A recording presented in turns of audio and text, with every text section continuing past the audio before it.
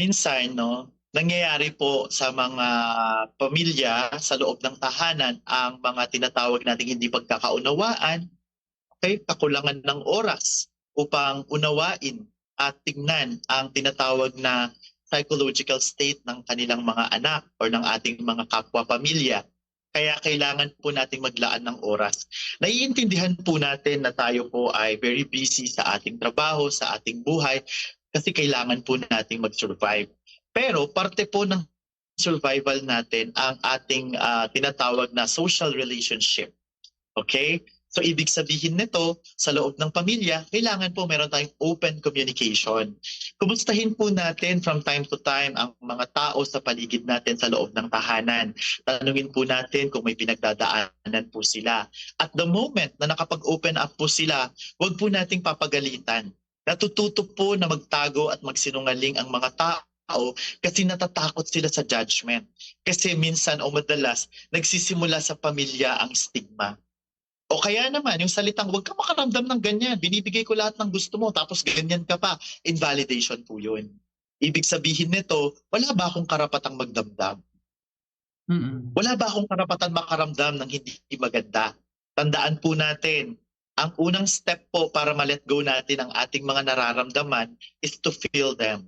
Let's welcome every emotion and validate every emotion because emotion exists for a reason. They are visitors in our life.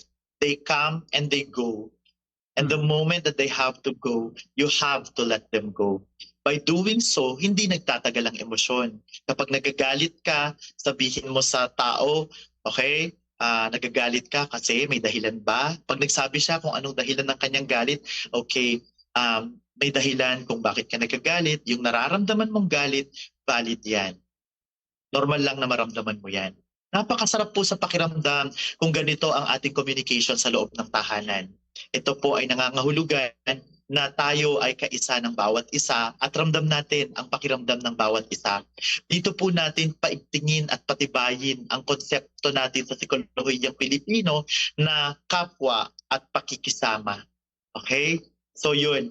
Pangalawa po, paglabas natin sa ating mga tahanan, katulad po ng pagpunta sa paaralan, i-check po natin yung mga incidents ng mga bullying sa mga ano po natin sa mga academic sa academic landscape in general.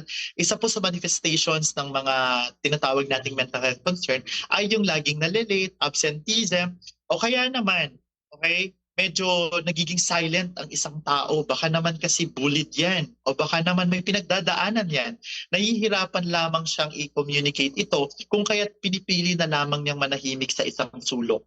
O kaya naman, nakikihalubilo siya, mas na-strengthen yung pakikiisa niya. Okay? Ibig sabihin nito, yung opposite ng kanyang nararamdaman, yun yung ginagawa niya.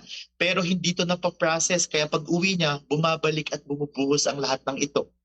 Kasi hindi ito na pag-uusapan. In general, sa mga policy makers natin, kailangan po nating i-check at i-strengthen ang ating protection policy. Okay? Hindi lamang po sa mga kabataan, hindi lamang sa mga children, at hindi lamang po ito sa mga tao na kung saan vulnerable. Ang protection policy po dapat ay para sa lahat, no? Na kailangan po nating bisitahin ang protection din para sa mga guro, proteksyon sa mga tao na nakapaligid sa bawat isa. Ito ay nangangahulugan na meron tayong komprehensibong pananaw at pangunawa sa karanasan ng bawat isa. So kung i-revisit at titignan natin, applicable pa ba ang mga batas at polisiyang ito? Kapag hindi na, kailangan po natin ng reforma. At kapag oo, kailangan po natin itong i-sustain. Okay? So, Bombo Kevin, no, sinasabi ko po na uulitin po natin yung ating statement na ang protection is a shared responsibility. It's a collective effort. Hindi po ito trabaho ng iisang unit lamang ng lipunan. Ito po ay trabaho at concern ng bawat isa.